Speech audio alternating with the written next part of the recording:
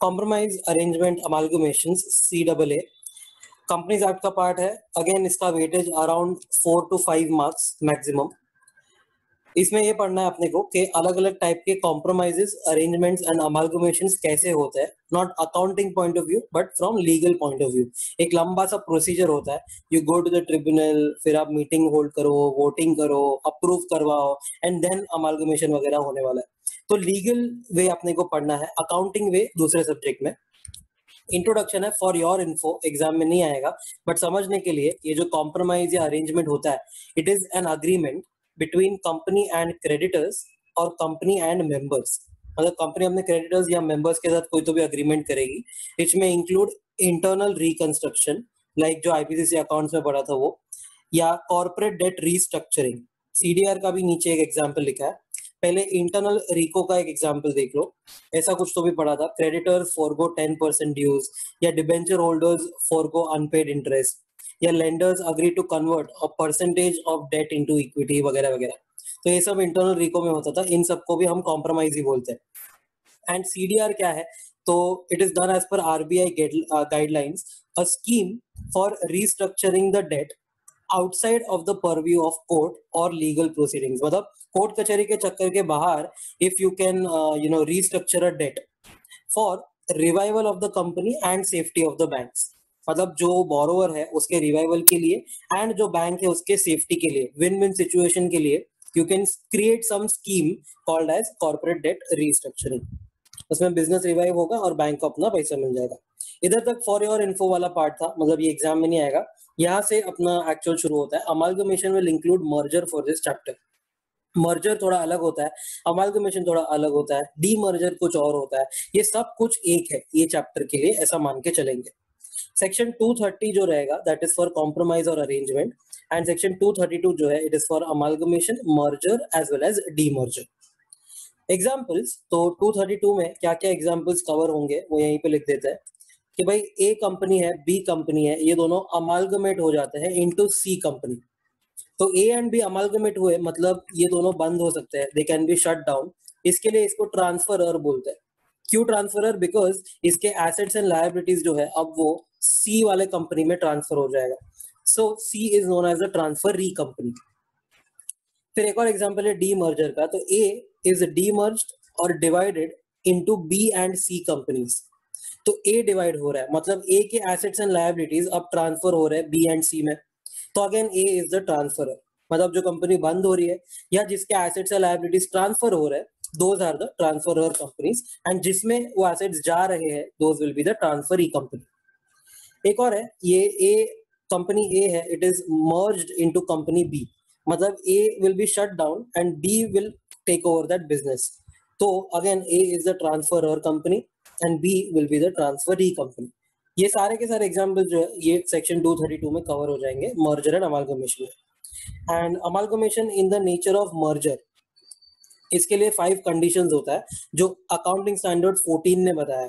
वो 5 कंडीशंस क्या है, तो पहले all assets and liabilities must be transferred, वो भी ट्रांसफर करना है तो एट बुक वैल्यू, एक्सेप्ट अगर कोई अकाउंटिंग पॉलिसी को उसके वजह से अगर चेंज करना पड़ रहा है वैल्यू तो इट इज ओके। फिर equity share holders holding at least 90% should become equity share holders in the new company, मतलब के ट्रांसफरी कंपनी में। ये इक्विटी शेयर होल्डर्स को आप परचेज कंसिडरेशन जो पे करोगे that will be by way of equity shares only, but fraction रहेगा तो कैश में दे दो, कोई बात नहीं। And business of the transferor should be intended to be continued by the transferee. ये पांचों कंडीशन सेटिस्फाई किया तो amalgamation in the nature of merger होता है, नहीं तो वो in the nature of purchase होता है। व्हाटएवर द केसेस, अपने टॉपिक में सब एक ही है, अमालगमेशन इंक्लूड्स मर्जर। अब अपना चैप्टर शुरू होता है, तो सेक्शन 230 से होएगा। 230 में लिखा है पावर टू कॉम्प्रोमाइज और make arrangement with the creditors और मेंबर्स। तो ऐसा है कि कंपनी और क्रेडिटर्स और मेंबर्स और अ लिक्विडेटर, अगर कंपनी वाइंडिंग अप में है तो ये चारों में से कोई भी, it can make application for a compromise और arrangement between company and creditors और कंपनी एंड मेंबर्स। कोई भी कॉम्प्रोमाइज या अरेंजमेंट कर रहा है तो they can, any of these can make application to the tribunal NCLT. अच्छा, एप्लीकेशन करेंगे तो उसके साथ कुछ तो भी डिस्क्लोज करना है।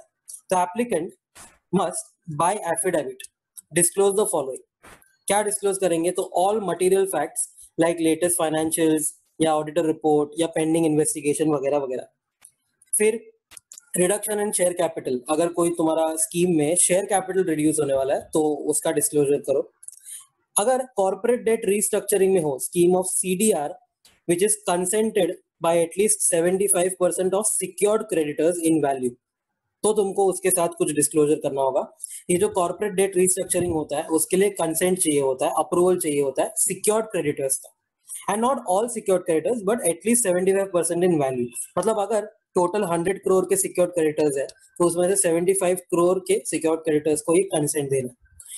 अब सीडीआर हो रहा है तो उसके साथ साथ आपको कुछ स्टेटमेंट्स देने होंगे। पहला है creditors responsibility statement in form CAA1।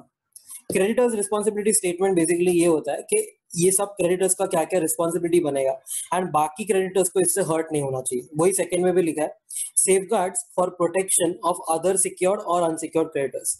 जिसने इसको कंसेंट किया है स्कीम को, उनके अलावा और भी तो दूसरे सिक्योर्ड क्रेडिटर्स है ना, जैसे कि 25% जिन्होंने कंसेंट नहीं दिया होगा, तो उनका राइट्स प्रोटेक्ट होना चाहिए एंड अदर अनसिक्योर्ड का भी राइट प्रोटेक्ट होना चाहिए। फिर auditors report confirming the liquidity test for CDR. RBI के हिसाब से एक लिक्विडिटी टेस्ट करना पड़ेगा कि भाई क्या ये कंपनी लिक्विड है, क्या इसमें आगे फंड्स रहेंगे वगैरह वगैरह। अगर वो टेस्ट फुलफिल होता है तो वो आपको ऑडिटर एक रिपोर्ट सर्टिफाई करके देगा, वो भी आपको अटैच करना है। CDR guidelines of RBI is fulfilled. जो भी सीडीआर के गाइडलाइंस होंगे आरबीआई के, वो आपको सब फॉलो करना पड़ेंगे, सब फुलफिल करने पड़ेंगे। And last, valuation report of assets, tangible हो या इनटैंजिबल हो या शेयर्स वगैरह वगैरह, जिसका भी वैल्यूएशन पॉसिबल है सबका वैल्यूएशन करके देना होगा। बिकॉज कॉर्पोरेट डेट रिस्ट्रक्चरिंग में क्या होता है, कंपनी का पूरा वैल्यू निकलता है, उसमें से इक्विटी कितना, डेट कितना, and then they take a call कि भाई कैसे इसको रिस्ट्रक्चरिंग करना है, तो वैल्यूएशन रिपोर्ट भी लगेगा। ये सब आप एफिडेविट के साथ डिस्क्लोज कर दोगे एप्लीकेशन करते टाइम। फिर क्या करेगा, तो ट्रिब्यूनल, यहाँ पर tribunal shell now order a meeting of creditors और मेंबर्स। जो भी जिसके भी साथ कॉम्प्रोमाइज कर रहे हो, क्रेडिटर्स के साथ या मेंबर्स के साथ, उनका मीटिंग बुलाया जाएगा। जब मीटिंग का नोटिस कंपनी भेजेगा, company must send the notice of meeting to creditors, members, debenture holders and sectoral regulators. ये बहुत इंपॉर्टेंट है। सेक्टोरल रेगुलेटर्स को आपको भेजना पड़ेगा, जैसे कि सेंट्रल गवर्नमेंट है, आरबीआई है, सेबी है, आरओसी है, इनकम टैक्स अथॉरिटीज है, स्टॉक एक्सचेंज है, ऑफिशियल लिक्विडेटर अगर वाइंडिंग अप में है तो, competition commission of India, CCI is competition commission of India. ये सबको आपको नोटिस भेजना पड़ेगा कि भाई देखो हमारे यहाँ पे कॉम्प्रोमाइज अरेंजमेंट हो रहा है। ये जो सीसीआई वाला पॉइंट है, कंपटीशन कमीशन, ये कभी आएगा जब भी दो कंपनीज मर्ज या अमालगमेट हो रही है, तो this will be relevant for 232। ये जो सेक्शन अपन पढ़ रहे हैं नोटिस वगैरह का, ये 232 में भी सेम है। तो CCI is relevant for 232 and बाकी सारे रेगुलेटर्स है, सेंट्रल गवर्नमेंट है, आरबीआई वगैरह वगैरह, तो जो आपका रेगुलेटर है आपको उसको भेजना है। जैसे कि सेंट्रल गवर्नमेंट को सब भेजेंगे, बैंक रहेगा तो वो आरबीआई को भेजेगा, एनबीएफसी रहेगा तो वो आरबीआई को भेजेगा। सेबी को कौन भेजेगा, तो जो लिस्टेड है या जो लिस्टिंग के लिए जा रहा है वो। आरओसी को सब भेजेंगे, इनकम टैक्स अथॉरिटी को सब भेजेंगे। स्टॉक एक्सचेंज को कौन भेजेगा, तो जो लिस्टेड है वो। एंड ऑफिशियल लिक्विडेटर को कौन भेजेगा, जब वाइंडिंग अप चल रहेगा कंपनी का वो। तो डिपेंडिंग जो भी अपना रेगुलेटर है उसको अपने को भेजना पड़ेगा नोटिस। क्यों नोटिस भेज रहे हैं, क्योंकि ये लोग है ना अपने रिप्रेजेंटेशन भेजने वाले हैं with in 1 month. Notice must have annexure including the following: details of this compromise arrangement, valuation report, and effect of the compromise or arrangement on members, key managerial personnel, director, promoter, creditor, debenture holder। In short ऐसे बोलो तो सारे के सारे ये capital providers है, ये या अपने कंपनी को चलाने वाले हैं, केएमपी या डायरेक्टर्स, इनके ऊपर क्या इफेक्ट आने वाला है कॉम्प्रोमाइज की वजह से, वो लिख के दे दो। ये नोटिस को आप एडवर्टाइज करोगे थ्रू न्यूज़पेपर एंड वेबसाइट। कौन सा वेबसाइट, तो दिस इज कंपनी का website, but plus through website of SEBI and stock exchange also for a listed company.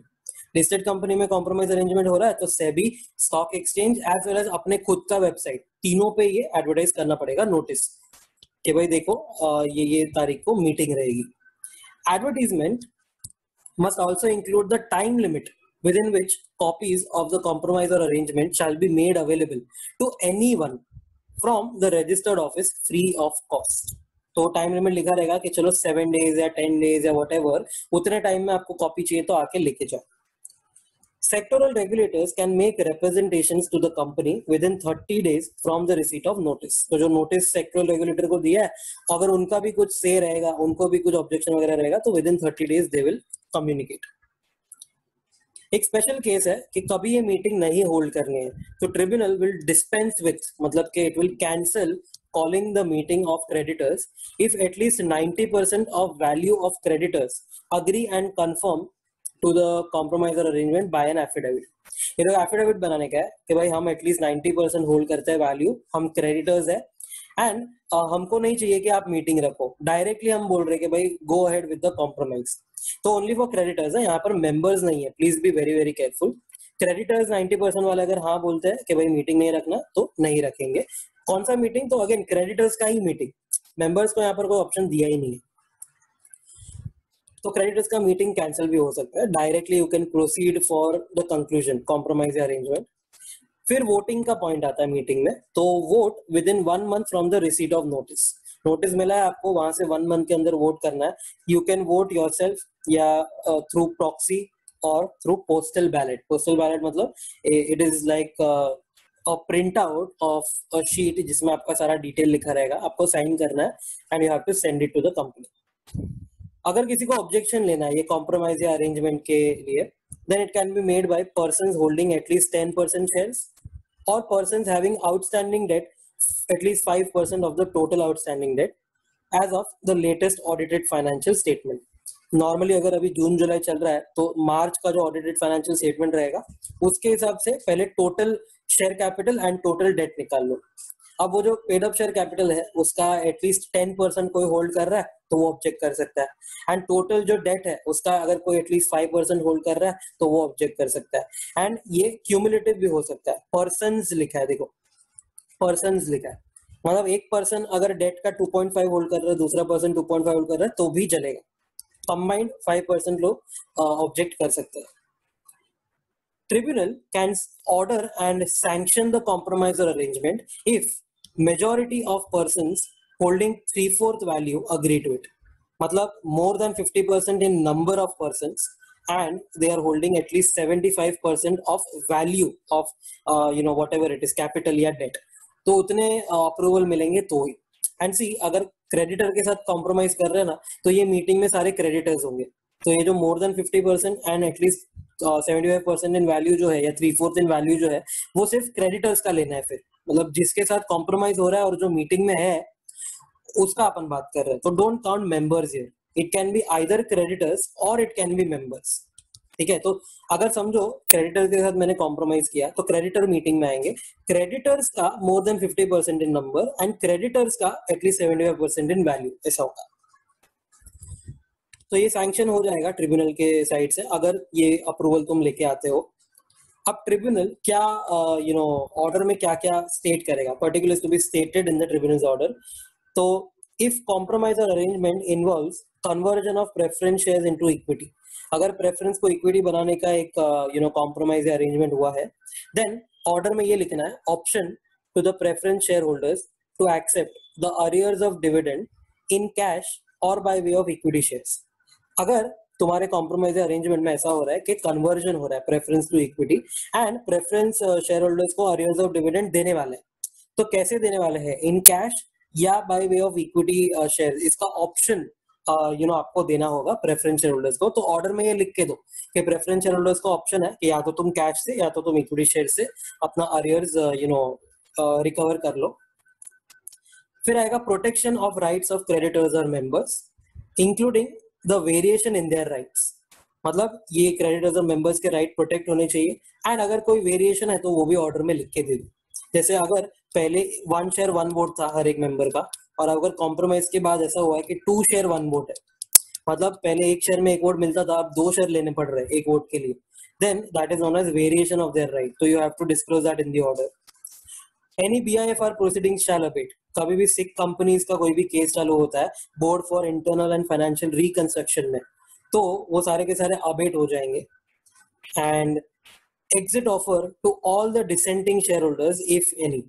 Dissenting share holders के लिए आगे एक सेक्शन भी है तो अगर कोई डिसेंडिंग शेयर होल्डर्स को एग्जिट ऑफर देना है तो वो भी ऑर्डर में लिख के देना पड़ेगा, इफ एनी है, मतलब it is of course optional. Descending share holder को बोलने का कि मैं तेरे को 10% एक्स्ट्रा देता हूँ, if you want you can leave, if you don't want stay, no problem.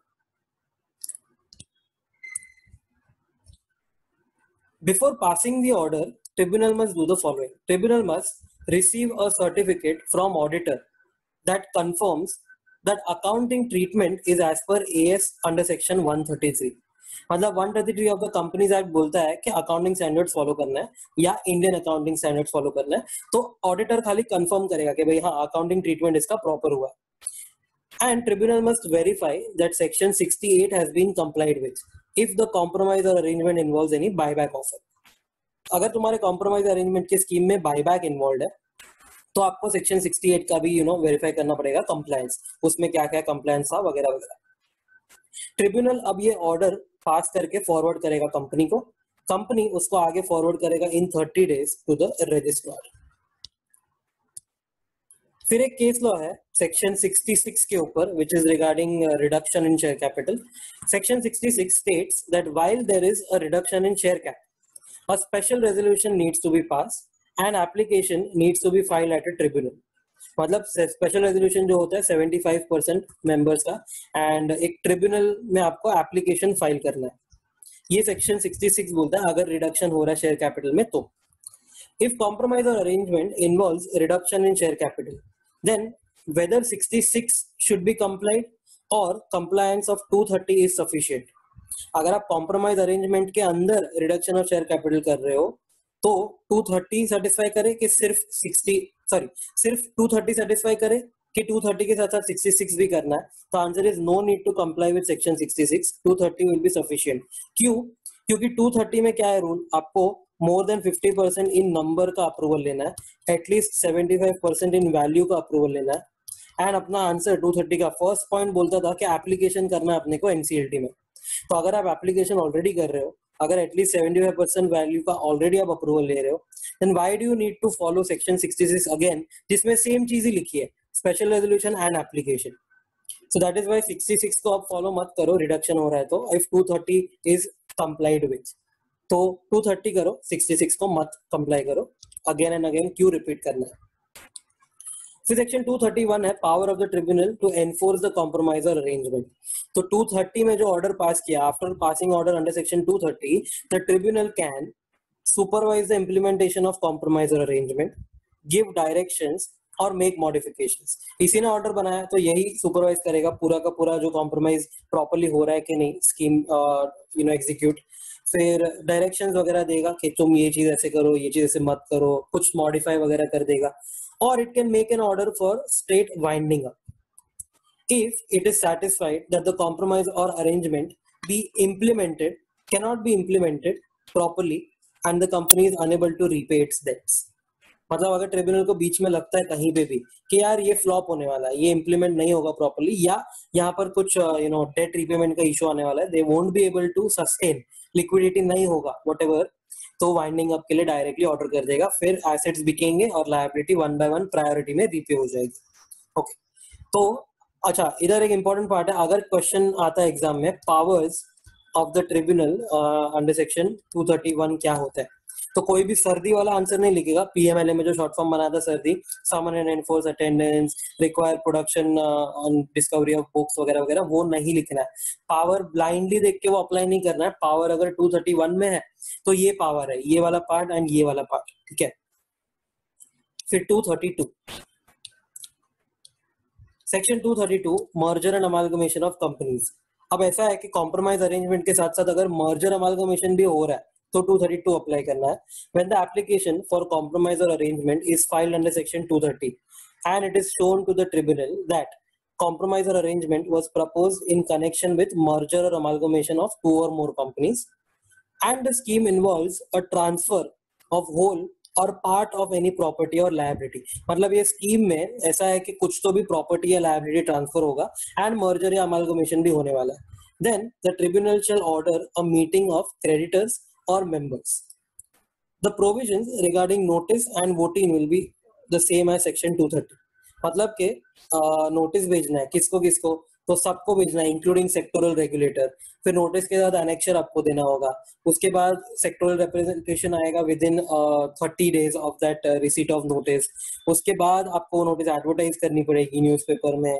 Then voting कैसे होगा, more than 15 majority in numbers and at least 75% in value, everything will remain the same here अगर merger और amalgamation हो रहा है तो। Merging companies or demerging companies must circulate the following info for the meeting. Meeting होने वाला है उसके पहले आपको एक info circulate करना है। पहला, draft of the proposed terms of the scheme. क्या टर्म्स होंगे, जैसे फॉर एग्जांपल ये शेयर होल्डर को इतना चीज मिलेगा, बेनिफिट मिलेगा, या शेयर एक्सचेंज रेशियो क्या है, ये स्कीम कब से इफेक्टिव होगी, क्या डेट होगी, क्या एसेट्स ट्रांसफर किए जाएंगे, क्या नाम चेंज होगा क्या कंपनी का, etcetera etcetera, everything related to the scheme will be first drafted. एक कच्चा कॉपी आपको सबमिट करना होगा अपने जो भी मीटिंग में आने वाले लोग होंगे उनको। confirmation that the draft scheme was filed with the registrar। जो भी ड्राफ्ट होगा आरओसी को फाइल करो पहले, फिर कंफर्मेशन भेजो कि yes we have circulated that info, we have rather submitted that info to the registrar। फिर डायरेक्टर्स का रिपोर्ट लगेगा explaining the effect of merger amalgamation on share holder, KMP, promoter, director etcetera etcetera. फिर valuation report आपको attach करना होगा उसमें, and share exchange ratio लिखना होगा कि भाई जैसे अभी समझो एयरटेल और आइडिया अगर मर्ज हो रहे, तो आइडिया अगर बंद हो रहा है कंपनी, तो आइडिया के शेयर होल्डर्स को कितना देंगे हम। तो यू कैन से कि भाई आइडिया के लेट्स से अगर 20 शेयर्स है आइडिया में, तो आपको एयरटेल का 1 शेयर मिलेगा, या व्हाटएवर जो भी रेशियो आपको ठीक लगता है आप वो बना के दे दो। फिर supplementary accounting treatment if last accounts relate to a financial year that ended more than 6 months before the meeting, before the first meeting। मतलब आपको इसमें डेट्स लेके एग्जांपल दूंगा कि समझो अगर मेरा जो फर्स्ट मीटिंग है इट इज ऑन 4 अक्टूबर 2020, इसके 6 मंथ्स बिफोर ढूंढो। इसके 6 मंथ्स बिफोर आता है 5 अप्रैल 2020। 5 अप्रैल से 6 महीना गिनोगे तो 4 अक्टूबर आएगा। तो ये 6 महीना जो है ना बिफोर द फर्स्ट मीटिंग, इसके भी पहले अगर आपका फाइनेंशियल ईयर एंड हुआ था, आपका फाइनेंशियल ईयर कभी एंड हुआ था 31 मार्च 20 को, तो अगर ऐसा होता है कि आपका फाइनेंशियल ईयर एंड हुआ है बिफोर दिस डेट 4 अप्रैल, मतलब before 6 months before the first meeting, तो आपको क्या करना है, एक सप्लीमेंट्री अकाउंटिंग ट्रीटमेंट देना है। बेसिकली अकाउंट्स में अपन जो करते हैं कि समझो मैं ये जो इन्फॉर्मेशन सर्कुलेट कर रहा हूँ, let's say I am circulating this info on 1 September for example, 1 सितंबर 20, तो मेरे को 1 सितंबर 20 के दिन का बैलेंस शीट बना के देना पड़ेगा। That is supplementary accounting treatment कि भाई आज के तारीख में क्या फाइनेंशियल पोजीशन है, बिकॉज शेयर होल्डर्स हैव 31 मार्च 20 का बैलेंस शीट वगैरह, उनको आज का पोजीशन भी दिखा दो जब भी आप सर्कुलेट कर रहे हो ना इन्फो तभी का। That is supplementary accounting treatment. Tribunals order must provide for, देखो अब क्या होगा, वो मोर than 50% majority and 3/4 in value, ये सबका अप्रूवल लेके आया तो ट्रिब्यूनल ने सैंक्शन कर दिया। अब ट्रिब्यूनल यहाँ पे ऑर्डर पास कर रहा है, तो order must provide for the following. पहला, डेट ऑफ ट्रांसफर, क्या डेट गिना जाएगा, because this is very relevant for stamp duty purpose, registration purpose, income tax, capital gain purpose and so on. Transfer of instruments, अगर कोई instruments वगैरह है, financial instruments, investments वगैरह, वो ट्रांसफर हो जाएगा। ट्रांसफर ऑफ लीगल प्रोसीडिंग्स, अगर idea बंद हो रहा है, एयरटेल में मर्ज हो रहा है, आइडिया के सारे केसेस अब एयरटेल लड़ेगा। Dissolution of transfer company without winding up, मतलब आइडिया कंपनी बंद हो जाएगी even without winding up, because अगर वाइंडिंग अप में गए तो फिर वो प्रोसीजर फॉलो करना पड़ेगा वाइंडिंग अप का, जिसमें एसेट्स बिकेंगे and then liabilities 1 by 1 repay होंगी। तो यहाँ पर डायरेक्टली डिसोल्यूशन हो जाएगा, कंपनी बंद without winding up proceeding. Provision for dissenting share holders and NRI share holders. Dissenting share holders मतलब आइडिया के वो शेयर होल्डर्स जिनको ये स्कीम पसंद नहीं आए, तो क्या उनके लिए कुछ एक्स्ट्रा है, उनको एक्स्ट्रा 10% 15% देके भगा सकता है, अगर वो लिखा रहेगा स्कीम में तो उसका प्रोविजन करके दे दो ऑर्डर में। एंड एनआरआई शेयर होल्डर्स, अगर एनआरआई शेयर होल्डर्स है वो कंपनी में, तो उनको कैसे पैसा डिसबर्स होगा, क्या उनके लिए कोई रेगुलेशन है, फेमा अप्लाई करेगा कि नहीं, जो भी रेगुलेशन रहेगा, जो भी प्रोविजन रहेगा इनके लिए, वो भी ऑर्डर में लिख के दे दो। फिर ट्रांसफर ऑफ एम्प्लॉइज के रिलेटेड, क्या आइडिया के एम्प्लॉइज अब एयरटेल के एम्प्लॉइज बन जाएंगे। फिर fees of authorise share capital, इसके लिए नीचे एक एग्जांपल लिखा है वो अपन पढ़ेंगे कि भाई सेट ऑफ मिलता है, आइडिया ने अगर कोई कैपिटल ऑथराइज शेयर कैपिटल पे फीस भरी है और अगर आइडिया बंद होके अब एयरटेल का कैपिटल बढ़ गया तो उसको एक्स्ट्रा फीस नहीं भरनी होगी। एंड लिस्टेड कंपनी जो ट्रांसफरर कंपनी है टू अनलिस्टेड कंपनी जो ट्रांसफरी है, मतलब अगर एक ट्रांसफरर कंपनी एक ट्रांसफरी कंपनी में मर्ज होती है, मतलब कि एक लिस्टेड कंपनी एक अनलिस्टेड कंपनी में मर्ज होती है, जैसे फॉर एग्जांपल ये आइडिया है, this is a listed company, अगर ये मर्ज हो जाती है जियो में, जियो इन्फोकॉम्स लिमिटेड जो एक अनलिस्टेड कंपनी है, तो क्या क्या उसका कॉम्प्लायंसेस होगा, क्या प्रोसीजर होगा, बिकॉज लिस्टेड कंपनी अगर अनलिस्टेड बनती है ना तो शेयर होल्डर्स बहुत सिग्निफिकेंटली कम हो जाते हैं, बिकॉज अनलिस्टेड में इतने सारे शेयर होल्डर्स नहीं होते। तो how will the process be, वो सब ऑर्डर में लिख के दे दो। फिर ट्रिब्यूनल क्या करेगा, ये ऑर्डर पास करेगा, ऑर्डर फॉरवर्ड कर देगा कंपनीज को। जब भी ये ऑर्डर पास करेगा ना, finally the property can now be transferred, मतलब जो भी एसेट्स लायबिलिटीज ट्रांसफर करना है वो ये ऑर्डर मिलने के बाद आप ट्रांसफर करोगे। And companies will forward in 30 days to the registrar, ये तो कॉमन ही होने वाला है, विद इन 30 डेज कुछ भी ऑर्डर आया रजिस्ट्रार को दे दो। साथ साथ में companies will have to file a statement certified by practising chartered accountant, practising company secretary, practising cost accountant, whether the scheme is being complied with until the completion of scheme। तो ऐसा होता है कि स्कीम बहुत लंबी चलेगी ना, तो थोड़े थोड़े रेगुलर इंटरवल्स पे एक स्टेटमेंट फाइल करनी होगी कि हाँ भाई सब जैसे तुमने ऑर्डर में लिख के दिया वैसे ही सब हो रहा है। एंड ये भी आपको स्टेटमेंट सर्टिफाई करके देना पड़ेगा रजिस्ट्रार को। तो उसमें ऐसा एक स्टेटमेंट में वो लिखा हुआ होना चाहिए कि भाई ट्रिब्यूनल ने ये ऑर्डर पास किया था, उसमें ये टर्म्स एंड कंडीशन था, तो ये कंपनी वाले जब भी मर्जर अमालगमेशन वगैरह कर रहे हैं उसमें ये सारा का सारा कंडीशंस प्रॉपर्ली मीट हो रहा है, प्रॉपर्ली सेटिस्फाई हो रहा है, ये साइन करके देगा पीसीए, पीसीएस या प्रैक्टिसिंग कॉस्ट अकाउंट। चलो अभी एक फटाफट केस लॉ देख लेते हैं। A limited has authorise share capital of 10 crore and has paid fees of 10,000 on it. ठीक है, ए का बात करते हैं, यहाँ पे 10 करोड़ का ऑथराइज शेयर कैपिटल है, 10,000 का फी पे किया। B limited has authorise share capital of 20 crore and has paid 20,000 on it, मतलब बी का डबल है, यहाँ पे 20 करोड़ का ऑथराइज शेयर कैपिटल है, 20,000 का फी पे किया। अब A limited amalgamates into B limited, so now B limited का रिवाइज्ड ऑथराइज शेयर कैपिटल अब 30 करोड़ हो गया है, क्योंकि ये दोनों मर्ज हो गए, 10 करोड़ और 20 crore. Should be pay fees for increase in authorise share capital? ROC है ना, अपना ऑथराइज शेयर कैपिटल बढ़ाना है अगर तो फीस लेता है, बट नो नीड, क्योंकि भाई पहले 10 और इधर 20, अब दोनों एक हो गए, जॉइंट अकाउंट हो गया ना, तो अब 30 भर दिया है टोटल उन्होंने। So the answer is no, extra fees नहीं भरने की जरूरत। ये 232 को कॉन्ट्राविन करोगे तो company and officer in default दोनों को पेनल्टी लगेगी, फ्लैट 20,000, मिनिमम मैक्सिमम नहीं दिया हुआ, फ्लैट 20,000, फर्दर 1,000 पर डे, मतलब अगर आप कंटिन्यूड ऑफेंस रख रहे हो, ये आपने उसको रेक्टिफाई नहीं किया, 1,000 पर डे लगेगा, मैक्सिमम 3 लाख तक। एक इंपॉर्टेंट पॉइंट है, गवर्नमेंट कंपनी के लिए substitute tribunal with the central government under section 230, 231 and 232, मतलब जहां जहां पे ट्रिब्यूनल लिखा है उसके बदले सेंट्रल गवर्नमेंट डालना बस।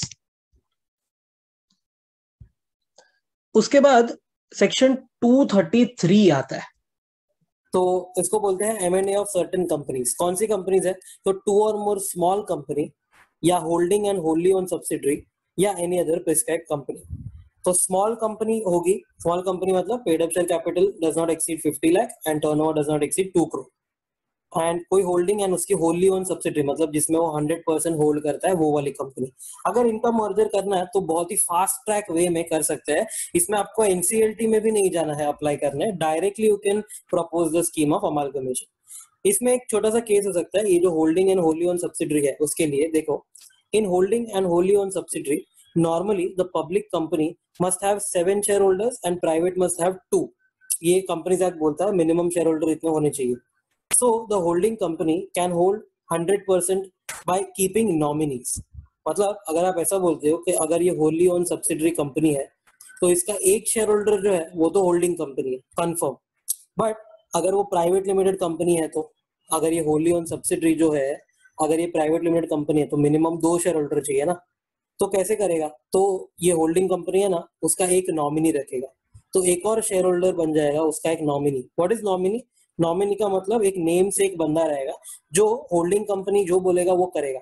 तो होल्डिंग कंपनी एक केस में क्या करेगा, 99.99 शेयर्स 99.99% शेयर होल्ड करेगा एंड 0.01 जो है वो ये नॉमिनी के नाम पे करेगा जस्ट फॉर नेम सेक, ताकि ये कंप्लायंस हो जाए कि भाई मिनिमम 2 शेयर होल्डर चाहिए पब्लिक प्राइवेट में या मिनिमम 7 चाहिए पब्लिक में। तो except such shares held by nominees, holding company must hold all the shares. मतलब यहाँ पर अगर 0.01 नॉमिनी ने होल्ड किया है तो उसके अलावा जितने भी है 99.99 सारे के सारे अगर होल्डिंग कंपनी होल्ड कर रहा है तो वो ये सेक्शन में कवर हो जाएगा, तो उसका हम लोग फास्ट ट्रैक मर्जर कर सकते हैं। बट ऐसा हुआ कि अगर होल्डिंग कंपनी 99 होल्ड कर रही है, उसके नॉमिनीज जो है वो 0.9 होल्ड कर रहे हैं एंड जो 0.1 बचा वो आउटसाइडर होल्ड कर रहा है, तो अगर कोई आउटसाइडर है तो it is not a nominee and it is not the holding company, तो फिर तो ये होल्डी ओन सब्सिडरी हुआ ही नहीं। तो फिर ऐसा बोलेंगे कि 99.9% is through holding company, but 0.1% जो है वो आउटसाइडर का है उसमें। तो ये जो आउटसाइडर रहेगा ये माइनॉरिटी शेयर होल्डर बोला जाता है। इसके लिए भी आगे सेक्शन है कि इसको कैसे भगाने का। ओके, तो ये कंपनीज का फास्ट ट्रैक होगा मर्जर। कैसे होगा? तो first step, prepare the proposed scheme of merger amalgamation. Transferor and transferee company will send a notice of proposed scheme and invite objections within 30 days. किसको नोटिस भेजेंगे? To the registrar and official liquidator, अगर winding up हो रहा है तो इनको notice भेजो और उसमें लिखो कि भाई 30 दिन में हमको ऑब्जेक्शंस दे दो। जब भी तुमको रिसीव होगा नोटिस वहां से 30 डेज। कंसिडर देयर ऑब्जेक्शंस और suggestions at the general meeting. Scheme must be approved by members holding at least 90% of total shares. अब मेंबर्स है तो एटलीस्ट 90% बोल दिया है, मतलब सेक्शन 230 एंड सेक्शन 232 में रूल अलग था। उसमें लिखा था कि भाई मोर than 50% in number and at least 3/4 in value था। अब ये फास्ट ट्रैक है, यहाँ पर ट्रिब्यूनल में भी आप नहीं जा रहे हो ना एप्लीकेशन लेके, तो यहाँ पे बोल दिया डायरेक्ट 90% मेंबर्स का अप्रूवल लेके आओ। 90% ऑफ टोटल शेयर्स, मतलब शेयर कैपिटल का जो 90% होल्ड कर रहा है उन्होंने अप्रूव किया तो स्कीम अप्रूव हो जाएगा।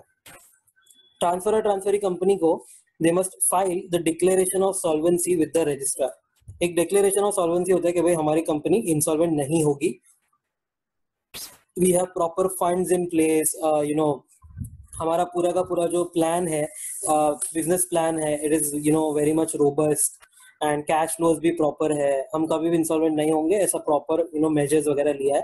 ये सब डिक्लेरेशन ऑफ सॉल्वेंसी में लिख के देना होता है। Then you will call a meeting of creditors by giving a 21 days notice. Member का काम ऊपर हो गया, 90% अप्रूवल ले लिया, अब हम क्रेडिटर्स को बुलाएंगे 21 डेज का नोटिस देके। Scheme must be approved by creditors in majority, मतलब more than 50% in number, holding at least 90% value outstanding. मतलब ये सेक्शन में अब मेंबर्स को बोला था directly at least 90% in value, but creditors को बोल रहे हैं कि भाई मोर देन 50% इन नंबर, साथ साथ में 90% इन वैल्यू। तो डोंट गेट कंफ्यूज, 230 और 232 में अलग था, यहाँ पर अलग है। तो ये सब सेक्शंस 230, 232 एंड अभी जो हम पढ़ रहे हैं 233, be very very careful with the percentages. Creditors का भी अप्रूवल ले लिया, तो अब क्या करने का? Transferee company. ट्रांसफरी कंपनी मतलब कि जो एग्जिस्टिंग जो बायर कंपनी है, समझो दो स्मॉल कंपनी अगर मर्ज हुई तो जो कंपनी बंद हो गई वो ट्रांसफरर था और ये जो एग्जिस्टिंग है ट्रांसफरी, वो transferee company will file the approved scheme copy with the central government, ROC, official liquidator. Central government, registrar of companies and official liquidator अगर वाइंडिंग अप में रहेगा तो इनको एक अप्रूव्ड स्कीम की कॉपी भेज दो। अप्रूव्ड मतलब क्या? Approved by members as well as the creditors. अब ये आरओसी या ऑफिशियल लिक्विडेटर जो है जिनको अप्रूव्ड स्कीम मिली है, they shall communicate the objections to the central government within 30 days. अगर इनको कोई अप्रूव्ड स्कीम में भी ऑब्जेक्शन है तो अगेन 30 डेज के टाइम में ऑब्जेक्ट करो। याद करो पहले उनको प्रपोज स्कीम के लिए भी ऑब्जेक्शंस के लिए टाइम दिया था 30 डेज का, उनको नोटिस भेजता था ये company transferor and transferee and तभी वो लोग 30 डेज के अंदर ऑब्जेक्शन भेजते थे। यहाँ पर भी ऑब्जेक्शन भेजेंगे but this is after approval of the scheme, तो उसके बाद भी ये लोग ऑब्जेक्ट कर सकते हैं। If the central government thinks that the scheme is not in interest of the public or creditors, मतलब पब्लिक के भलाई के लिए नहीं है या क्रेडिटर्स के भलाई के लिए नहीं है, then the central government will file an application within 60 days from the receipt of scheme to the tribunal, and tribunal may consider the scheme under section 232 if the CG asks. मतलब 232 में अब क्या होएगा, पूरा का पूरा प्रॉपर लॉन्ग कट प्रोसेस होएगा, no fast track no shortcut allow. तो ऐसा है कि आरओसी या ऑफिशियल लिक्विडेटर ने अगर ऑब्जेक्ट किया with in 30 days, with in 30 days क्या, तो within 30 days from receiving the approved copy of the scheme, तो वहां से 30 डेज के अंदर ये लोग ऑब्जेक्ट करेंगे एंड सीजी को अगर लगता है कि it is not in the interest, तो क्या करेगा, एप्लीकेशन फाइल करेगा with in 60 days from receipt of the scheme. 60 days is very important, from receipt of the scheme. जब भी उसको ये अप्रूव्ड स्कीम का कॉपी मिला, वहां से विद इन 60 डेज के अंदर एप्लीकेशन जाना चाहिए टू द ट्रिब्यूनल। अच्छा, अगर ऑब्जेक्शन नहीं किया तो if it does not have any objections और it does not communicate within 30 days का टाइम लिमिट, या कम्युनिकेट ही नहीं करता है, then central government will directly register this scheme. Register the scheme का मतलब क्या हो गया, अभी से सारी की सारी प्रॉपर्टी ट्रांसफर हो जाएगी वगैरह वगैरह। देखो नीचे ही है उसका effect, when the scheme is registered the transferor company is deemed to be dissolved without winding up। जो कंपनी को बाय कर लिया गया है, that company will be now dissolved. Effect क्या है रजिस्ट्रेशन का, तो दो इफेक्ट है, property, proceedings, liability, charges etcetera transferred from transferor to transferee. जो कंपनी बंद हो गई उसका सारा प्रॉपर्टी, एसेट्स बोलो, लायबिलिटीज बोलो, कोई भी लीगल केसेस है या चार्जेस लाइक मॉर्गेज, हाइपोथिकेशन वगैरह, सब एक्सेट्रा बोला है, मतलब सब कुछ ट्रांसफर हो जाएगा। Transferee company will pay of all the dissenting share holders if it was provided for in the scheme. अगर थोड़े डिसेंडिंग शेयर होल्डर्स थे, उनको भगाना है तो एक्स्ट्रा पैसा देके उनको भगा दो, इफ वो भी स्कीम में लिखा था तो। केसेस एंड नोट्स, तो transferee company cannot hold shares in itself in own name or in the name of subsidiary, associate company or a trust. Such shares must be cancelled on merger and amalgamation। इसका example देता हूं, समझो company A है and company B है। Company ए के asset side पे investment इन company B है, मतलब कंपनी ए ने क्या किया है, बी के शेयर्स में इन्वेस्ट किया है, ठीक है। एंड बी का अगर बैलेंस शीट देखोगे तो यहाँ पर कैपिटल आता है। अब ऐसा होगा कि अगर कंपनी ए ट्रांसफरर कंपनी निकली, मतलब company A will be shut and company B is taking it over, तो ये जो कंपनी ए है, कंपनी ए के जो एसेट्स है, वो एसेट्स अब बी के एसेट साइड पे चले जाएंगे, इन्वेस्टमेंट इन कंपनी बी। अगर ऐसा हुआ तो don't you think company B के बुक्स में क्या दिख रहा है, यहाँ पर कुछ शेयर कैपिटल आउटस्टैंडिंग और यहाँ पर मैंने मेरे ही खुद के कंपनी में इन्वेस्ट किया, तो this is not possible, you can't invest in your own company. तो इसी को ये पॉइंट को प्रॉपर लैंग्वेज में लिखा है कि भाई transferee company cannot hold shares in itself in own name और in the name of subsidiary, associate और अ ट्रस्ट। मतलब कोई सब्सिडरी के थ्रू भी ये होल्ड नहीं कर सकता अपना, कोई एसोसिएट के थ्रू भी नहीं एंड कोई ट्रस्ट के थ्रू भी नहीं। These shares must be directly cancelled. मतलब कैंसिल का मतलब क्या है, ये एसेट साइड से समझो फेस वैल्यू अगर 10 था तो इधर से ये कैंसिल करो एंड यहां से 10 का फेस वैल्यू कैंसिल कर दो, इसका मतलब ये हो गया। ओके, तो ये आपको कैंसिलेशन करना पड़ेगा whenever this merger or amalgamation happens। Fees for revised authorized share cap of transferee company can be set off against the fees paid by transferor company। तो ये पहले भी हमने एग्जांपल देखा था, अगर कंपनी ए का 10 करोड़ है, कंपनी बी का 20 करोड़ है, कंपनी ए बंद हो गई और कंपनी बी का 30 करोड़ हो गया कैपिटल, तो एक्स्ट्रा फीस कोई भी नहीं भरनी होगी बिकॉज पहले ही भरा हुआ था कंपनी ए में।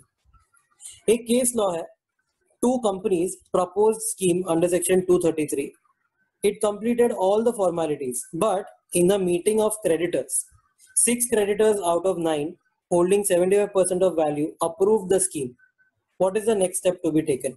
तो अगर ऐसा है कि भाई 6 out of 9 मतलब majority more than 50% in number तो हो गया, 75% ऑफ वैल्यू बोला है, फास्ट ट्रैक में यू नीड 90% इन वैल्यू, तो 90% तो नहीं हुआ, मतलब 233 जो है वो फ्लॉप हो गया। Now you can't use fast track merger, तो अब क्या करने का, कोई बात नहीं 232 जाके यूज कर लो।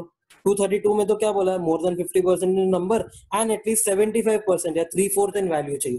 तो take the longer route, take the longer process and use 232, ये भी चलेगा। देखो on answer on failure to get approval of majority with at least 90% in value, section 233 can't be used है, यूज 230 और 232, मतलब कॉम्प्रोमाइज अरेंजमेंट हो रहा है तो 230, मर्जर अमालगमेशन हो रहा है तो 232.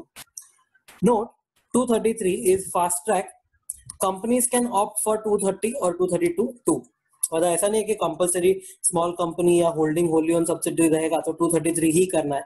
It is a fast track option, but तुम्हारे पास ऑलवेज 230 एंड 232 का ऑप्शन तो ओपन हो गई. 233 will apply for compromise or arrangement also, not just merger and amalgamation. Even though उसका टाइटल दिया है fast track merger amalgamation, but fast track compromise arrangement भी यहाँ पर हो सकता है. तो इंटरनल रिको वगैरह भी करना है तो भी यहाँ पर चलेगा. फिर 234 है मर्जर एंड एक्विजिशन या merger and amalgamation with the foreign company. Cross border merger and amalgamation बोलते हैं इसको. तो पहली बात तो फॉरेन कंपनी क्या है, तो only for this section any company incorporated outside India with a place of business in India और आउटसाइड इंडिया. मतलब कहीं पे भी इसका प्लेस ऑफ बिजनेस होने दो, चाहे वो इन इंडिया हो या आउटसाइड इंडिया, सिर्फ वो इनकॉर्पोरेटेड आउटसाइड इंडिया होनी चाहिए. अगर वो इनकॉर्पोरेटेड आउटसाइड इंडिया है तो वो ये सेक्शन के लिए फॉरेन कंपनी है. ऐसी कंपनी के साथ अगर हम मर्ज हो रहे हैं या ऐसी कंपनी हमारे साथ मर्ज हो रही है तो हम 234 अप्लाई करेंगे. तो ऐसा है कि भाई 234 में you have to comply with sections 230 to 232. Compromise arrangement merger amalgamation जो भी हो रहा है 230 से लेके 232 का कंप्लायंस करो, साथ साथ plus take prior approval of RBI. कि आरबीआई क्यों, क्योंकि फॉरेन कंपनी से हम डील कर रहे हैं तो फॉरेन का कुछ भी आता है तो आरबीआई बीच में आएगा. तो दो कंडीशन है, कंप्लाई विद 230 से लेके 232 and take prior approval of RBI. And payment of purchase consideration कैसे होगा, तो payment of consideration to the share holders in cash या तो इन डिपॉजिटरी रिसीट्स और बाय वे ऑफ बुक्स. ये कभी होगा when a foreign company merges with an Indian company. For example अगर गूगल मर्ज हो रहा है अपने इंडिया का कोई company let's say Just Dial के साथ, तो गूगल विल बी शट. ये ट्रांसफर कंपनी है एंड ये फॉरेन कंपनी है जो अब जस्ट डायल में मर्ज हो जाएगा. तो ये जो फॉरेन कंपनी है गूगल, उसके शेयर होल्डर्स को कुछ तो देना पड़ेगा ना. क्या देंगे, कैश देंगे, पैसा देंगे, या उनको डिपॉजिटरी रिसीट्स दे देंगे. अगर ये शेयर होल्डर्स अमेरिका के हैं तो अमेरिकन डिपॉजिटरी रिसीट्स दे देंगे, या ग्लोबली शेयर होल्डर्स है तो ग्लोबल डिपॉजिटरी रिसीट्स दे देंगे. कौन ये इशू करता है, एडीआर जीडीआर एक डिपॉजिटरी होती है एंड वो डिपॉजिटरी ये जस्ट डायल के शेयर्स अब होल्ड करेगी. क्यों, क्योंकि Just Dial is now issuing ADR और जीडीआर ना थ्रू अ डिपॉजिटरी. तो Just Dial will be paying to the share holders of Google ना. कैसे, तो इन फॉर्म ऑफ एडीआर और जीडीआर. ये कभी था foreign company if it is merging with Indian company, तो ये केस होगा. अगर कोई इंडियन कंपनी मर्ज हो रही है फॉरेन कंपनी के साथ तो यर परचेज कंसिडरेशन के ऊपर साइलेंट है. बिकॉज अगर इंडियन कंपनी मर्ज हो रही है फॉरेन कंपनी के साथ तो इंडिया के इंडियन कंपनी के शेयर होल्डर्स को पैसा चाहिए रहेगा. तो इनफ्लो कुछ भी आने दो, be it cash, be it through shares, be it through depository, कुछ भी चलेगा, नो प्रॉब्लम. तो they are not talking about purchase consideration here. But अगर कोई इंडियन कंपनी मर्ज हो रही है फॉरेन के साथ देन कंप्लाई 230 से लेके 232 एंड टेक आरबीआई का प्रायर अप्रूवल. सिर्फ ये दो कंडीशन सेटिस्फाई करना होगा. फिर 235 है power to acquire shares from dissenting share holders. Dissenting share holders मतलब जो लोग स्कीम को अप्रूव नहीं करते उनके लिए. बेसिक रिक्वायरमेंट्स क्या है यहाँ पर ये सेक्शन के लिए, तो scheme must involve transfer of shares of transferor company to the transferee company. मतलब ट्रांसफरर कंपनी के शेयर्स ट्रांसफरी कंपनी में ट्रांसफर होने चाहिए. फॉर एग्जांपल अगर यहाँ पर बैलेंस शीट बनाता हूं, ये है ट्रांसफरर कंपनी एंड ये है ट्रांसफरी कंपनी. तो ऐसा कुछ तो भी है कि भाई दोनों साइड पे कैपिटल तो हो गई.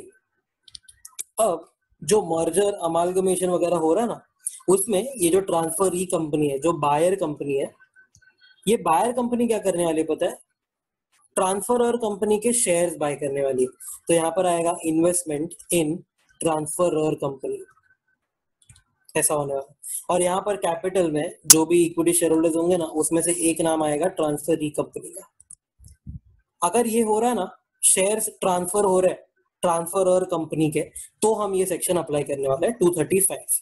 तो बेसिकली इसमें एक एग्जांपल देता हूं कि समझो ये एयरटेल है और ये आइडिया है. Idea Vodafone idea. तो अगर एयरटेल इज बाइंग आइडिया तो एयरटेल ने इन्वेस्टमेंट करना होगा आइडिया के शेयर्स में। तो what will Airtel do? Airtel will buy 90% shares of idea, ऐसा हो गया इसका मतलब। ओके, तो आइडिया के बैलेंस शीट में ये जो कैपिटल साइड होता है ना, उसमें जो भी शेयर्स होंगे उसमें से 90% अब कौन होल्ड कर रहा है? तो ये एयरटेल उसके एसेट साइड पे दिखेगा। अगर ये स्कीम हो रहा है तो जो बाकी के 10% होंगे ना, वो शायद डिसेंडिंग शेयर होल्डर्स होंगे जिन्होंने ये स्कीम को अप्रूव नहीं किया होगा। तो वो 10% के बारे में अपन ये सेक्शन पढ़ रहे हैं। देखो, basic requirements, it must be approved by members holding at least 9/10 in value of shares within 4 months from an offer made by the transferee company। मतलब एयरटेल जब इसको ऑफर करेगा ना कि भाई मुझे तेरी कंपनी बाय करनी है, तो ये ऑफर देता है फॉर एग्जांपल 1 अप्रैल 20 को। तो विद इन 4 मंथ्स, ये 1 अप्रैल 20 से अगर आप 4 मंथ्स गिनोगे तो अप्रैल, मई, जून और जुलाई, मतलब 31 जुलाई 20 तक विद इन 4 मंथ्स क्या चाहिए? एटलीस्ट 9/10 इन वैल्यू वाले मेंबर्स का अप्रूवल चाहिए। तो 90% मेंबर्स का अप्रूवल चाहिए। अच्छा, अगर सी बाय द वे ये किसके अप्रूवल का बात कर रहे हैं? ये हम आइडिया का बात कर रहे हैं, आइडिया के मेंबर्स का। बेसिकली जो कंपनी बंद हो रही है, जो कंपनी परचेज की जा रही है, आइडिया के शेयर होल्डर्स को यहाँ पर एटलीस्ट 90% इन वैल्यू वाले शेयर होल्डर्स को अप्रूव करनी पड़ेगी स्कीम। ऐसा लिखा है ना, with in 4 months from offer made by transferee, मतलब हम ट्रांसफरर कंपनी की बात कर रहे हैं, ठीक है। तो ट्रांसफरर कंपनी के मेंबर्स अप्रूव करेंगे। क्या ये पॉसिबल है कि समझो ये आइडिया है, ये ट्रांसफरर है, एंड ये एयरटेल है, ये ट्रांसफरी है। एयरटेल के बैलेंस शीट में बिफोर मर्जर ऑलरेडी इन्वेस्टमेंट इन आइडिया होगा, ये भी तो पॉसिबल है ना, बिफोर मर्जर भी वो शेयर होल्डर होगा। तो आइडिया के जो शेयर होल्डर्स है, ये कैपिटल साइड में जो भी शेयर होल्डर आता है, उनका 90% बोला है ना कि भाई तुमको अप्रूव करना है। ये 90% में एयरटेल भी तो एक शेयर होल्डर है, तो एयरटेल तो हमेशा ये स्कीम को यस ही बोलेगा। तो ऐसा बोला है कि उसको इग्नोर करो। मतलब ये जो 9/10 इन वैल्यू है ना, that will B excluding the shares held bye the transferee company और इट्स सब्सिडियरी और नॉमिनी। मतलब एयरटेल अगर खुद ही आइडिया में होल्ड कर रहा है, तो जब ये आइडिया के शेयर होल्डर्स मिलेंगे, मीटिंग करेंगे, उसमें 90% जो यस चाहिए, उसमें आपको एयरटेल को एक्सक्लूड करना है, या एयरटेल की कोई भी सब्सिडी या नॉमिनी ने भी होल्ड किया रहेगा उसको भी एक्सक्लूड करना है। In short we can say कि जो 90% इन वैल्यू है ना, that is of those members who are other than the acquirer और other than the transferee company या उसका नॉमिनी या सब्सिडी। फिर ट्रांसफरी कंपनी मतलब Airtel must express the desire to buy the shares from dissenting shareholders within 2 months after the expiry of 4 months. Who are dissenting shareholders? ये जो 9/10 in value बोला है ना, समझो इसमें 92% लोगों ने yes बोला स्कीम को, तो जो 8% है वो कौन हो गए? Dissenting share holders. तो ये 8% लोगों से भी एयरटेल बाय कर सकता है। कैसे? तो उसको एक्सप्रेस करना रहेगा अपना डिजायर। कैसे डिजायर एक्सप्रेस करते हैं? तो transferee company must give a notice to the dissenting share holder, मतलब उसको ये नोटिस भेजना पड़ेगा आइडिया के डिसेंडिंग 8% शेयर होल्डर्स को कि भाई देखो हमको तुम्हारे से शेयर्स परचेज करना है। कितने टाइम में करना है ये डिजायर? तो with in 2 months after the expiry of 4 months. देखो 1 अप्रैल को ऑफर किया था, तो उसका जो 4 मंथ्स है वो कभी खत्म हो रहा है? 31 जुलाई को। यहाँ तक उसको अप्रूवल चाहिए। 31 जुलाई, 4 मंथ्स इधर एक्सपायर हुआ, वहां से +2 मंथ्स के अंदर, मतलब अगस्त और सितंबर आ गया, तो 30 सितंबर 20 तक उसको ये डिजायर अपना एक्सप्रेस करना पड़ेगा या नोटिस भेजना पड़ेगा डिसेंडिंग शेयर होल्डर्स को। फिर डिसेंडिंग शेयर होल्डर्स क्या करेंगे? तो या तो वो लोग अप्लाई करेंगे ट्रिब्यूनल में कि भाई देखो ये लोग हमको प्रॉपर वैल्यू नहीं दे रहे, तो या तो वो लोग अप्लाई नहीं करेंगे। तो देखो dissenting share holders can apply to the tribunal. Tribunal will pass order against the company, मतलब अगेंस्ट एयरटेल। क्यों ऐसा होगा? शायद dissenting share holders of Idea जो है उनका शेयर वैल्यू इज 100 रुपीज, ठीक है, उनको 100 रुपीज एक्सपेक्टेड है, एंड एयरटेल ने उनको ऑफर किया 90 रुपीज खाली। तो ये लोग ट्रिब्यूनल में जाएंगे, they will argue on valuation and tribunal will pass order against Airtel कि भाई एयरटेल तो ये डिसेंडिंग शेयर होल्डर से बाय नहीं कर पाएगा क्योंकि तो कम वैल्यू दे। या तो उल्टा tribunal passes order in favour of Airtel, यहाँ पर एयरटेल जीत जाएगा। समझो फॉर एग्जांपल एयरटेल ने इनको 102 ऑफर किया था, तो ऑफ कोर्स जो वैल्यू 100 आ रहा है एज पर एनी ट्रिब्यूनल का कोई भी रजिस्टर्ड वैल्यूअर रहेगा वो, तो अगर 102 दे रहा है तो कोई बात नहीं, तो company wins here. Now on disposal of this application transferee company can buy the shares from the dissenting share holder. तो स्ट्रेट उसको बोल दिया है कि भाई अगर तुम प्रॉपर वैल्यू दे रहे हो और ट्रिब्यूनल ने भी तुम्हारे फेवर में ऑर्डर पास कर दिया, तो you can now directly purchase shares from the dissenting share holders. अगर dissenting share holders don't apply to the tribunal, मतलब अगर उसको लगता है कि शेयर वैल्यू 100 है, तो डिसेंडिंग शेयर होल्डर को अगर तुम 120 दे रहे हो, चलो 20% राइज दे रहे हो, तो they won't apply to the tribunal, they will be agreeing. तो within 1 month from giving notice, 1 month from giving notice मतलब क्या, तो ये जो एयरटेल है ऊपर लास्ट पॉइंट में उसने नोटिस दिया है ये डिसेंडिंग शेयर होल्डर्स को, तो नोटिस दिया उसके within 1 month Airtel can buy the shares from these dissenting share holders. फिर एयरटेल क्या करता है, एयरटेल ट्रांसफरी कंपनी जो है, it will send a transfer deed and consideration to the transferor company. Idea को वो एक ट्रांसफर डीड भेजेगा। ट्रांसफर डीड का मतलब क्या होता है, तो एक अग्रीमेंट होगा through which shares will be transferred and consideration selling price देगा। ट्रांसफरर कंपनी क्या करेगा, आइडिया क्या करेगा, register the transferee company as a share holder and inform the dissenting share holders within 1 month. मतलब आइडिया अपने बुक्स में एयरटेल को as a registered share holder लिख देगा एंड रजिस्टर किया ना शेयर होल्डर, उसके विद इन 1 मंथ के टाइम में डिसेंडिंग शेयर होल्डर्स को भी पता चल जाना चाहिए कि भाई अभी एयरटेल रजिस्टर हो गया है as a share holder. Maintain separate bank account for consideration, जो भी पैसा आ रहा है ना सेपरेट बैंक में रखो and disburse the amount to the share holders within 60 days. तो समझो जो भी 92% इन्होंने बाय किया है ना, वो सबका पैसा बैंक अकाउंट में आ जाएगा, सेपरेट बैंक अकाउंट में, एंड वो बैंक अकाउंट से फिर आप विद इन 60 डेज सारे के सारे शेयर होल्डर्स को आप डिसबर्स कर दोगे ये अमाउंट।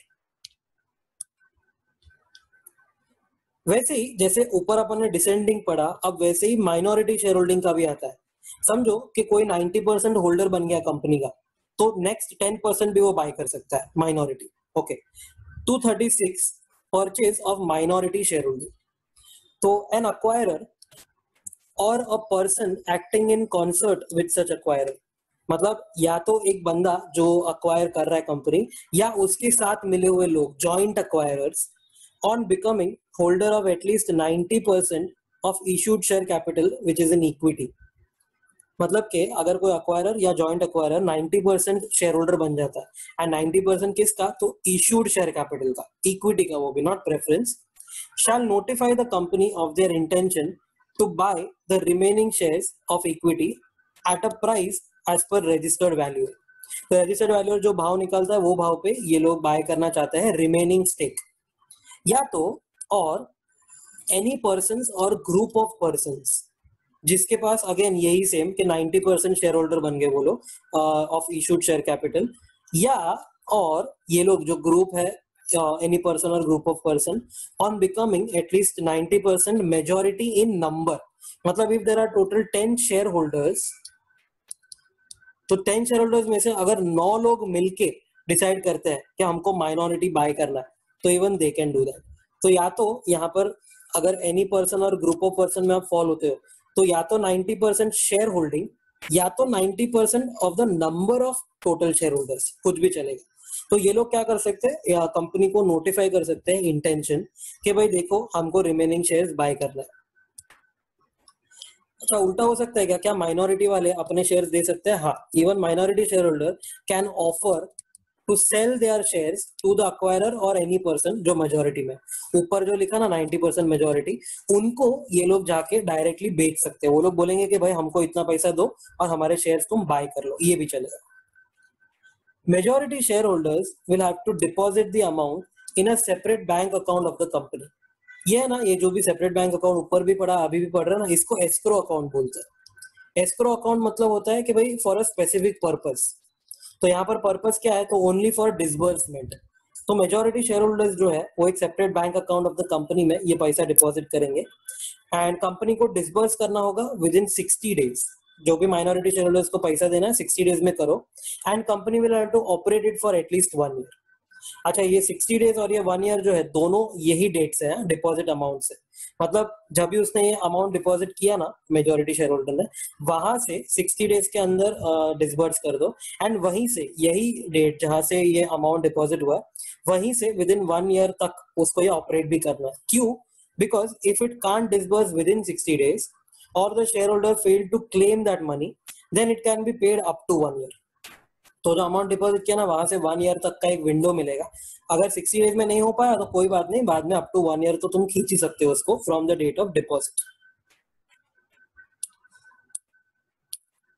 फिर शेयर ट्रांसफर एजेंट बन जाएगा ये company whose shares are transferred will act as a share transfer agent। मतलब मेजोरिटी वाले जो लोग हैं वो लोग पैसा देंगे कंपनी वो पैसा डिसबर्स कर देगा 60 डेज में माइनॉरिटी को। माइनॉरिटी अपने शेयर्स देगा कंपनी को, एंड वही शेयर्स आगे ट्रांसफर किया जाएगा मेजोरिटी। तो पासिंग द पार्सल बीच में खेलने वाला है कंपनी, उसको बोलते हैं ट्रांसफर एजेंट। क्वेश्चन है, what if minority share holders don't deliver the shares physically with in the time specified. पहले के जमाने में होते थे फिजिकल शेयर, समझो उन्होंने ये नहीं दिए आके, then share certificates will be deemed to be cancelled and company will issue new shares to the majority. मतलब ये लोग शाणे बने, अगर ये लोग ने उतने टाइम में जितना ऊपर लिखा था ना कि 60 डेज में इनको पैसा मिल जाएगा, तो with in the time specified इनको डिलीवर भी करना होगा ना शेयर सामने। अगर डिलीवर नहीं किया तो कोई बात नहीं, हम इसको डीम करेंगे कि भाई ये कैंसिल हो गया, ये अभी वर्थलेस है, वैल्यूलेस है, एंड हम नए शेयर इशू कर देंगे मेजोरिटी को। अगर मेजोरिटी शेयर होल्डर का डेथ हो गया, if majority shareholder dies, legal heirs etc have the right to make an offer to the minority within 3 years from acquiring majority। मतलब इसने वो जो 90% मेजोरिटी अक्वायर किया रहेगा, समझो 1 अप्रैल 20 को अक्वायर किया था, तो यहाँ से 3 इयर्स का टाइम मिलता है, लेट्स से 31 मार्च 23 तक। इतने टाइम पीरियड में अगर बीच में कहीं पे भी उसका डेथ होता है, तो 31 मार्च 23 तक उसके पास टाइम है, उसके लीगल हायर के पास टाइम है कि you can make an offer to the minority.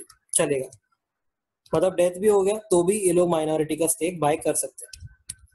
एक बहुत इंपॉर्टेंट पॉइंट है, वेरी वेरी इंपॉर्टेंट, कि if share holders holding at least 75% of minority share holding, मतलब कि माइनॉरिटी का जो 10% पार्ट रहेगा ना, उसका भी 75% अगर एक शेयर होल्डर या group of share holders hold कर रहा है, if they negotiate with the majority shareholder for transfer at a higher price for shares held by them।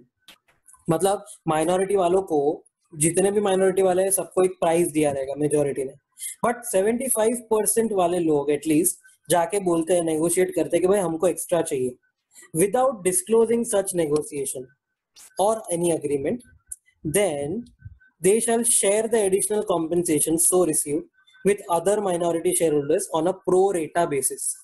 इसका मतलब क्या होता है प्रो रेटा बेसिस पे? तो फॉर एग्जांपल नंबर्स नीचे लिए हैं, इसके ऊपर देख लो एक एग्जांपल फटाफट। ABC limited issued share capital दिया हुआ है 50 करोड़ का, उसमें से 90% है ना 45 crore is held by XYZ limited, and 10% 5 crore जो it is held by minority.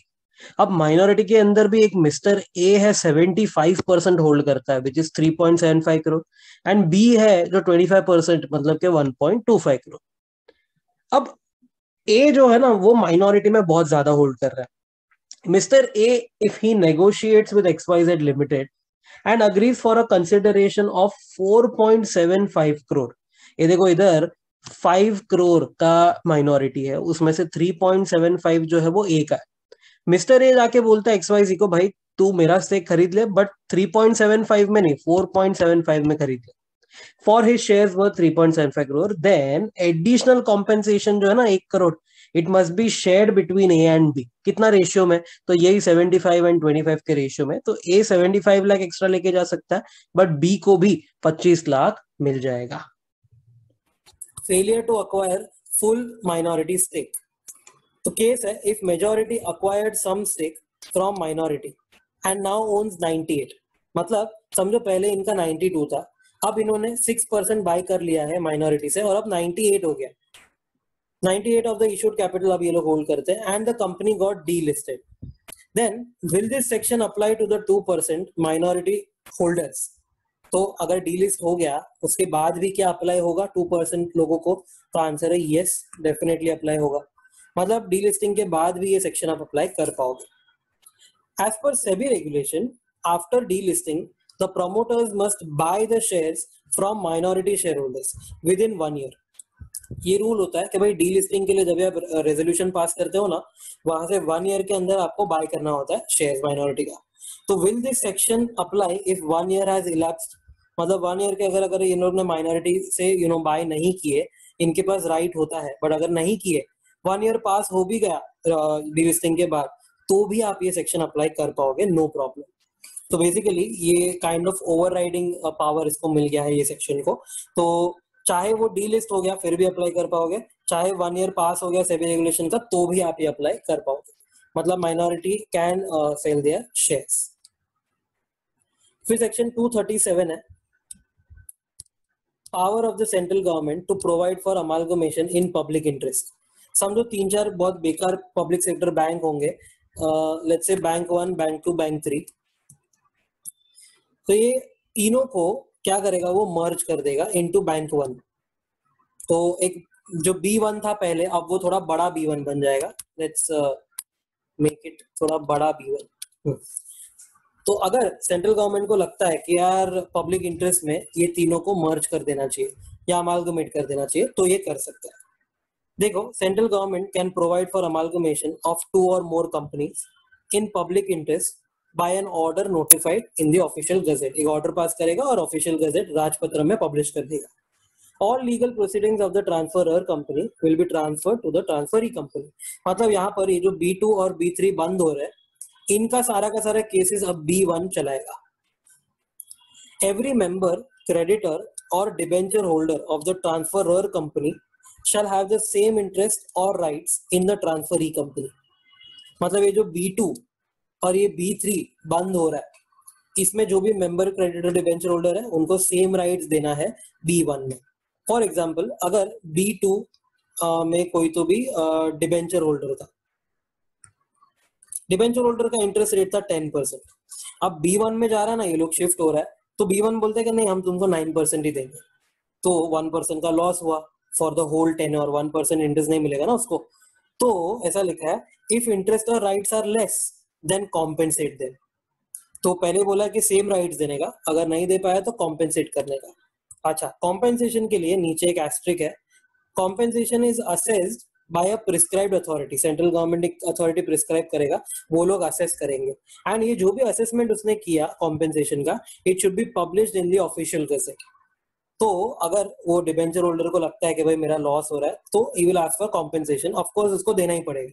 समझो अगर डिबेंचर होल्डर बोलता है कि नहीं यार ये कॉम्पेंसेशन कम है, if he is aggrieved then he can appeal within 30 days from this publication।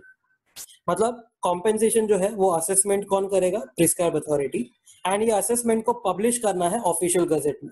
Publish हो गया तो पब्लिश होने से विद इन 30 डेज के अंदर अपील करना होगा। ऊपर भी लिखा है वो, ये जो अग्रीड पर्सन है, मेंबर, क्रेडिटर या डिबेंचर होल्डर, ही can appeal within 30 days of publication in the official gazette to the tribunal. Appeal करना है ट्रिब्यूनल में। तो ये कॉम्पेंसेशन का असेसमेंट किया, असेसमेंट को पब्लिश किया, वहां से 30 डेज। ऑर्डर बनाने के पहले 4 चीजें देखनी होंगी। No order shall be made unless copy of propose order is sent to the companies. मतलब कि जो प्रपोज ऑर्डर है उसका पहले एक ड्राफ्ट आपको भेजना पड़ेगा कंपनीज को। Time limit to appeal is expired. तो 30 डेज का टाइम लिमिट है अपील का, उसको एक्सपायर होने दो, उसके बाद ही ऑर्डर पास करना। मतलब वो जो कॉम्पेंसेशन का असेसमेंट हुआ, इसको आपने पब्लिश किया, पब्लिश होने से 30 डेज का टाइम मिलता है अपील के लिए। ये 30 डेज खत्म हुआ ना, उसके बाद ही ऑर्डर पास करना। क्योंकि क्या होएगा फिर, अगर आपने ऑर्डर पास कर दिया, फिर कॉम्पेंसेशन चेंज करना पड़ा, तो ट्रिब्यूनल ने बोला कि कॉम्पेंसेशन बढ़ाओ, तो इसके लिए ऑर्डर चेंज नहीं करना होता है बाद में। तो रुक जाओ, टाइम लिमिट एक्सपायर होने दो, उसके बाद आप ऑर्डर पास करो, सेंट्रल गवर्नमेंट को बोला है। एंड समझो अगर अपील फाइल किया है तो अपील इज डिस्पोज्ड ऑफ। मतलब no order shall be made unless the appeal is disposed of. तो अब अपील खत्म होने दो, उसके बाद जो एनसीएलटी डिसाइड करता है ना कॉम्पेंसेशन, वो आप ऑर्डर में लिख के बाद में ऑर्डर पास करो। And एक और, no order shall be passed unless central government has considered and made modification in the proposed order, considering the suggestion and objection received from the company members और creditors. मतलब कि central government को क्या करना है, ये जो प्रपोज कॉपी यहाँ पर भेजा था ना, प्रपोज ऑर्डर का कॉपी, उसके लिए मॉडिफिकेशन या कुछ ना कुछ ऑल्टर करना पड़ेगा अगर ये मेंबर्स कंपनी या क्रेडिटर इनको ऑब्जेक्शन देते हैं तो with in 2 months from the receipt of propose order. तो बेसिकली ये प्रपोज ऑर्डर जब भी मिला वहां से 2 months के अंदर ये ऑब्जेक्शंस या सजेशंस वगैरह मिलेगा एंड विद इन 2 months आपको ये मॉडिफाई करना है। अगर उनके ऑब्जेक्शंस वगैरह सब सही है then you have to modify and उसके बाद ही आप मेन ऑर्डर पास करोगे। And every order must be laid before both the houses of parliament, Lok Sabha and Rajya Sabha. फिर सेक्शन 238 है registration of offer of scheme और contract involving transfer of shares under section 235। Under section 235 क्या होता है, तो जब भी एयरटेल वोडाफोन आइडिया के शेयर्स बाय कर रहा था, वो वाला सेक्शन जिसमें डिसेंडिंग शेयर होल्डर्स को ये लोग पैसा देके उनके शेयर्स खरीद रहे थे। तो अगर एयरटेल वोडाफोन के शेयर्स खरीद रहा है तो ये जो पूरा का पूरा ऑफर बनेगा या पूरा का पूरा जो स्कीम बनेगा उसको रजिस्टर कराना पड़ता है आरओसी के पास। So every circular containing offer to the members must be accompanied by necessary information in form CAA 15। CAA 15 में आपको सारा इंफॉर्मेशन लिख के देना होगा जो भी वो फॉर्म में मांगा रहेगा एंड हर एक सर्कुलर के साथ ये जाना चाहिए। तो नॉर्मली क्या होगा पता है, Airtel will send an offer to Idea's share holders. ये शेयर होल्डर्स को जब ये ऑफर बेचता है ना, जो भी सर्कुलर बेचता है जिसमें ये ऑफर रहेगा, उसके साथ साथ अटैच करके देना होगा ये information in form CAA 15। Every such offer must contain a statement by the transferee company Airtel disclosing the steps it has taken to ensure necessary cash will be available. मतलब अगर तुम आइडिया के share holders से उनके shares buy कर रहे हो तो यू विल हैव टू पे सम अमाउंट टू देम। तो आपने क्या स्टेप्स लिए हैं वैसे जो इंश्योर करता है that you will have adequate cash in hand, वो आपको एक स्टेटमेंट पास करके देना होगा। And every such circular must be registered with the registrar before issuing it. Registrar के पास ऑप्शन है रिफ्यूज करने का। Registrar may refuse to register such circular if no info or false info was given and it shall communicate it within 30 days। तो registrar को जब भी ये रजिस्ट्रेशन के लिए आपने दिया ना पूरा सर्कुलर, तो वो रिफ्यूज कर सकता है अगर गलत इन्फो या समझो इन्फो दिया ही नहीं है तो। एंड ये रिफ्यूज करके पार्टीज को एक उसका कम्युनिकेशन दे देगा with in 30 days and parties इसके सामने अपील कर सकते हैं ट्रिब्यूनल में, NCLT में। जो डायरेक्टर ने इशू किया ये circular without registering it, ROC का रजिस्ट्रेशन के बिना अगर आपने इशू किया सर्कुलर, तो पेनल्टी इज 1 लाख।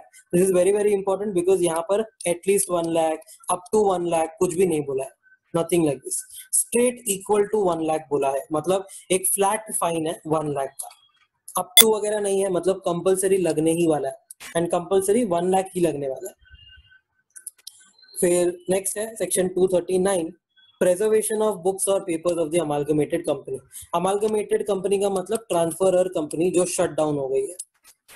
तो central government's prior permission is needed before disposal of books और papers.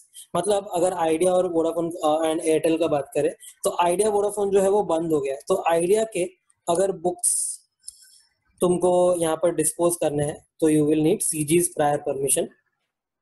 Before granting permission, central government shall appoint someone to examine the books for ascertaining whether it contains evidence of offences etc etc। मतलब क्या ये books में, idea के books से तुमको कोई offence का एविडेंस मिल रहा है, वो भी जाके एक बार चेक कर लो, एग्जामिन कर लो and then only it will grant the permission कि हाँ भाई ठीक है अब आइडिया के बुक्स जला दो तो चलेगा। Section 240 notwithstanding anything contained in any law, liabilities for offences under this act by officers in default of the transferor company before the merger and amalgamation shall continue even after the merger and amalgamation। मतलब companies act 2013 में officers ने जो भी जोल किए रहेंगे इन transferor company idea में, तो वो आफ्टर मर्जर एंड अमालगमेशन वो अगर एयरटेल बन भी गया ना आइडिया, तो भी वो ऑफिसर्स का लायबिलिटी अभी भी चालू रहेगा। तो मतलब सारे के सारे अदर लॉज को इग्नोर करो। नॉर्मली ये बोलते हैं कि कंपनी बंद हो गई तो सब कुछ लायबिलिटी वगैरह खत्म हो गया, पर ऐसा नहीं होता। यहाँ पर सेक्शन 240 के हिसाब से ये ऑफिसर्स अभी भी लायबल होंगे इवन आफ्टर द मर्जर और amalgamation. This was chapter compromise, arrangement and amalgamation.